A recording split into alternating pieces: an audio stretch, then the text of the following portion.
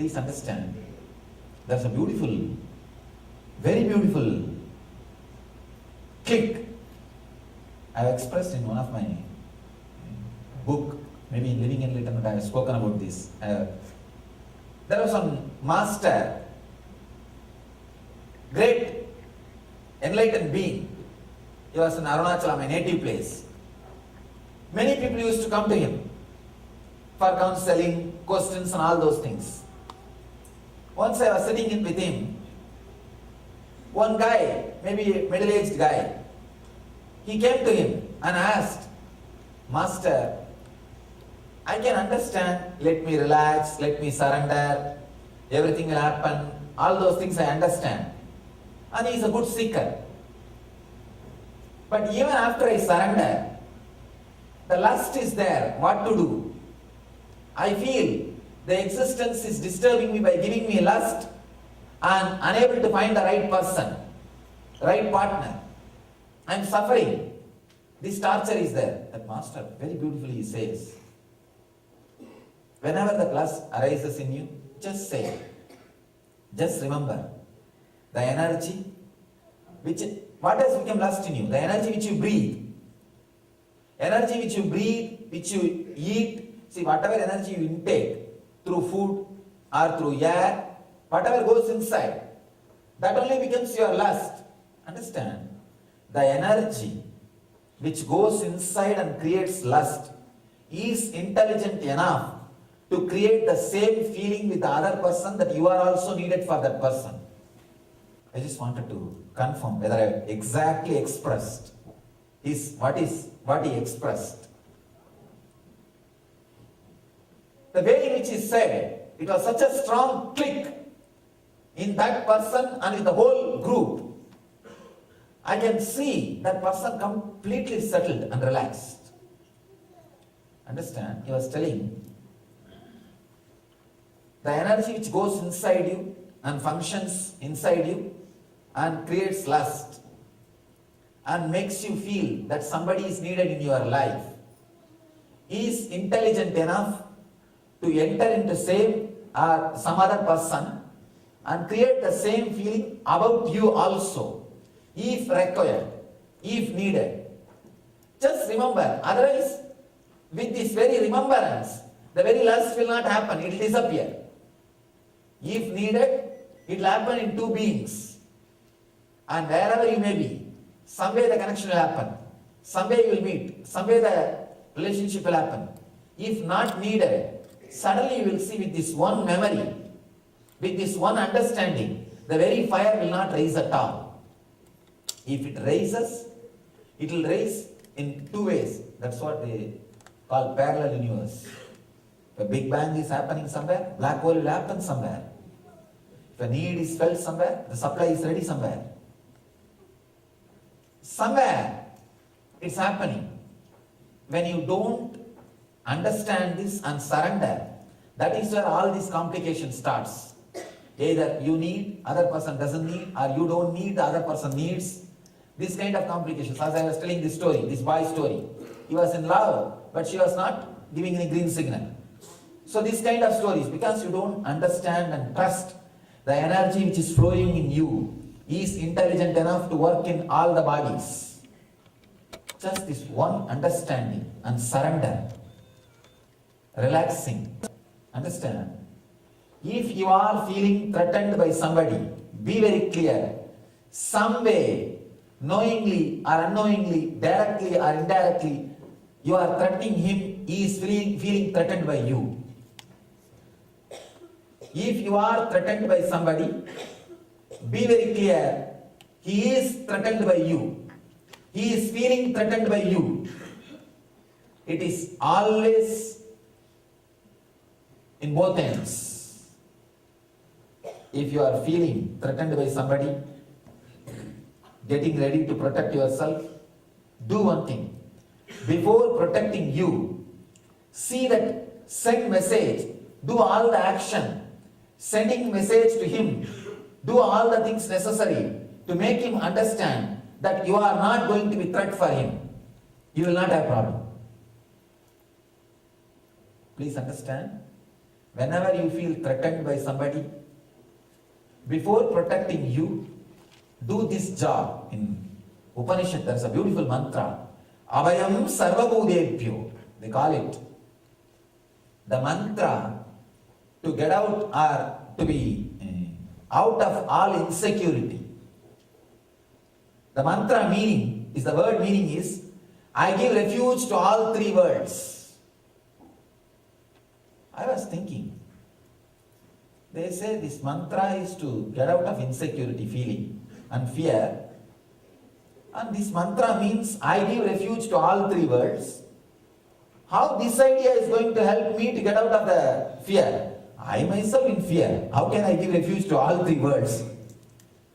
It says, I give refuge to all the animate and inanimate beings. Sarva bhudebhyo. Bhur bhuva swaha. Sarva bhudebhyo. How can I give refuge to animate and inanimate beings if I am in fear? Please understand, it's a powerful truth. You are in fear when you are threatened by something or somebody. Just if you are feeling threatened by somebody or something, only when that person or object feels threatened by you, not otherwise. Send indirect message to the person, I am not threat for you. Be relaxed. Some way communicate, I am not going to be threat for you. The moment you communicate, I am not going to be threat for you to that person, suddenly you see your fear, insecurity will disappear.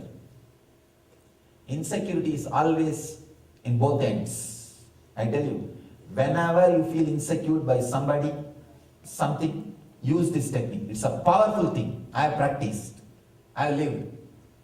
I have faced animals face to face, wild animals face to face, wild human beings face to face. I have faced all kinds of people, all kinds of animals. I tell you, even with animals it works. But I am not telling you to go and jump in front of animals and take the risk and all those things. I am not telling you that. But whenever it happens, it really works.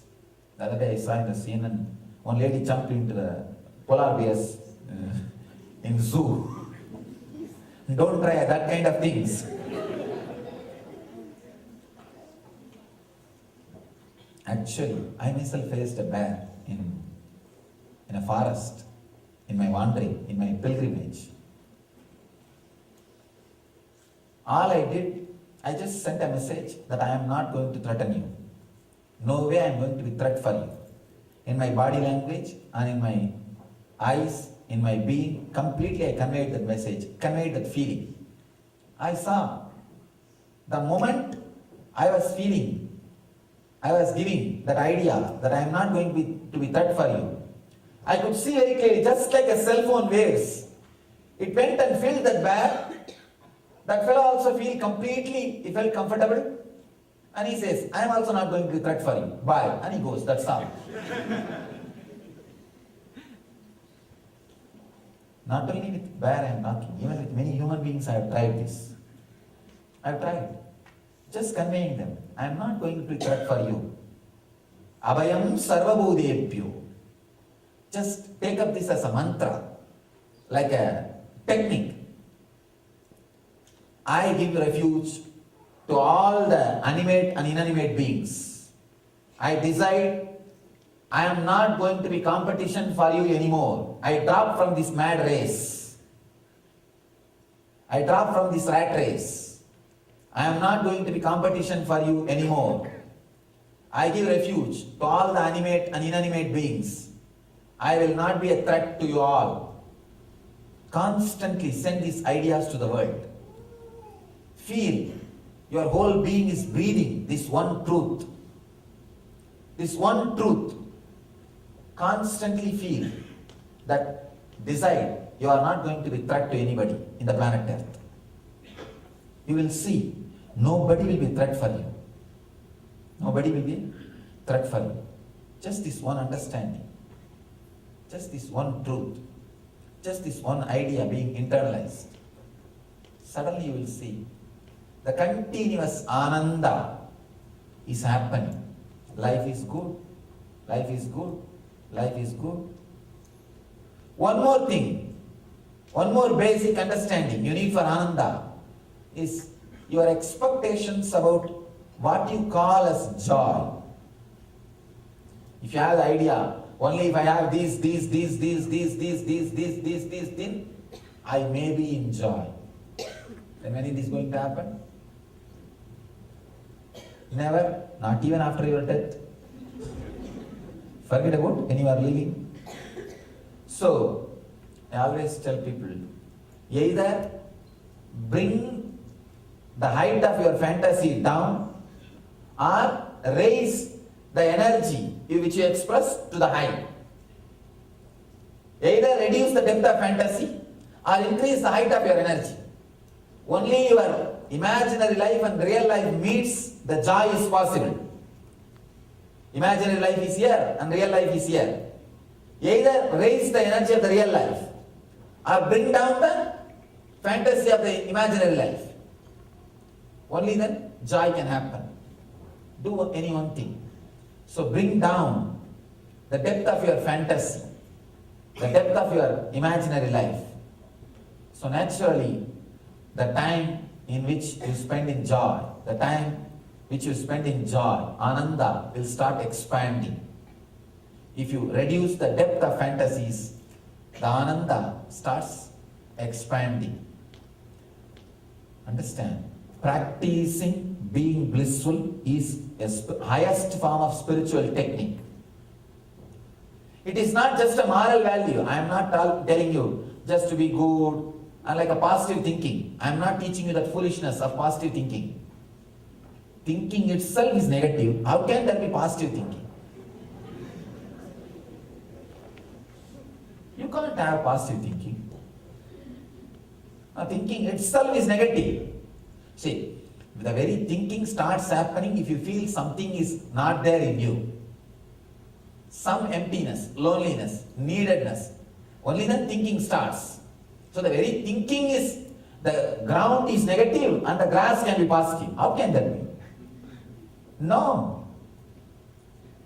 The very ground is negative. How can that thinking be positive? There is no such thing as a positive thinking.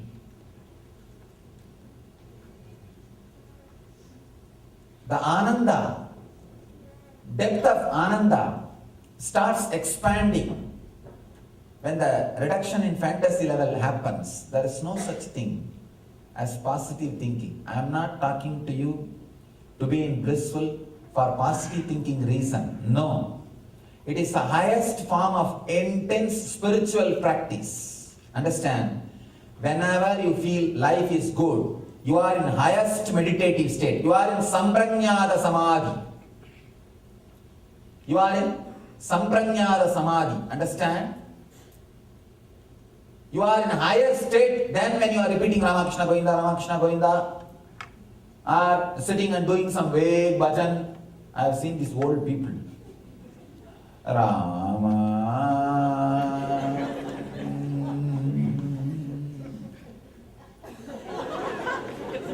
Hare Krishna.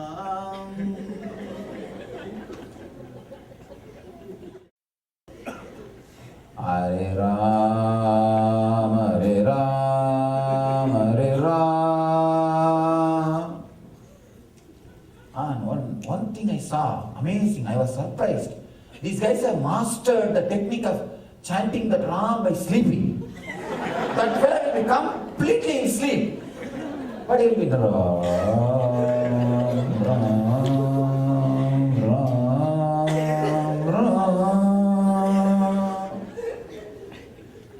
And all the old people are sitting also. Hare Ram, Hare Ram, Hare Ram, Hare Ram.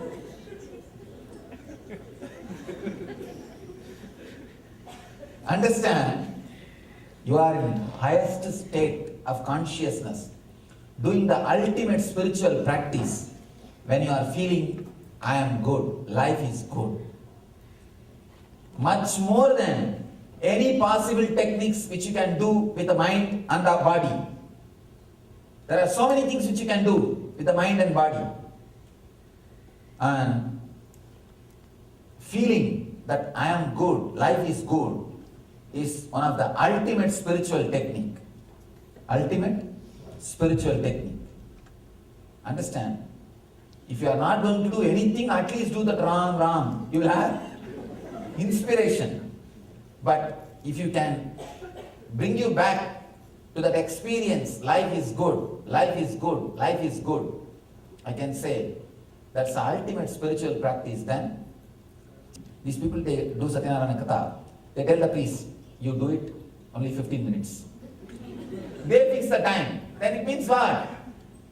Then neither Satya will be there, Narayana will be there, only Katha will be there. He says, oh, if Satya is edited, 10 minutes gone. Narayana is edited, 10 minutes gone. Only 15 minutes I have. All right, Katha. And you also don't want to listen. He also doesn't want to tell.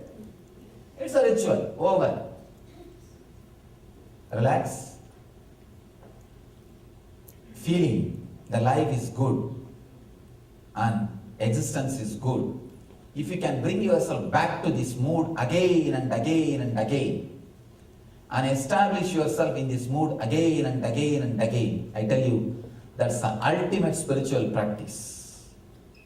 I want you to internalize this one truth today. I want to leave you with this one truth. Nothing more. There's one more truth Patanjali is expressing, Asmita. I'll talk to you about the Asmita in the next sutra. May not be Oklahoma, but the whole thing is live stream, available in YouTube, in the website. If you find time, go through this whole Patanjali Yoga Sutra. It will really awaken you, give you a new experience of life.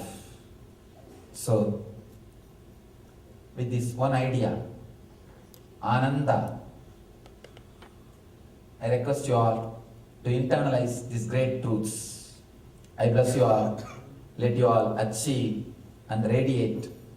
Internalize this one idea, Ananda, achieve and radiate Jivan Mukti, living enlightenment. Let you all achieve and radiate the eternal bliss, Nithyananda. Thank you.